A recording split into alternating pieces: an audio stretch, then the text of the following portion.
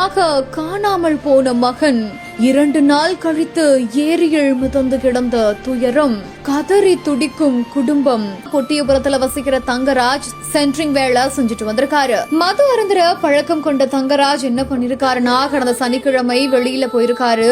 ஆனா அவரு வீட்டுக்கு திரும்பி வரல. பல இடங்கள்ல தேடிய பொழுதுமே காமலாபுரம் ஏரியில அவரோட பைக் மற்றும் உடைகள் இருந்திருக்குது. தகவல் அறிந்து காடையாம்பட்டி தீயணைப்பு வீரர்கள் நேற்றுல இருந்தே தொடர்ந்து அந்த ஏரியில அவரை தேடிட்டு வந்த நிலையில அவரு சடலமா அந்த ஏரியில கிடந்திருக்காரு. அவரை மீட்டு இப்போ போலீசார்கிட்ட ஒப்படைச்சிருக்காங்க.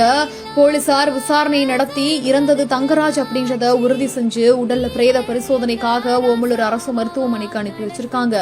வழக்கு பதிவு செய்த போலீசார் குடிபோதையில ஏரியில மூழ்கி இருந்துட்டாரா, இல்ல யாராவது செஞ்சு தூக்கி வீசினாங்களா அப்படின்னு பல்வேறு கோணங்கள்ல விசாரணை நடத்திட்டு வராங்க.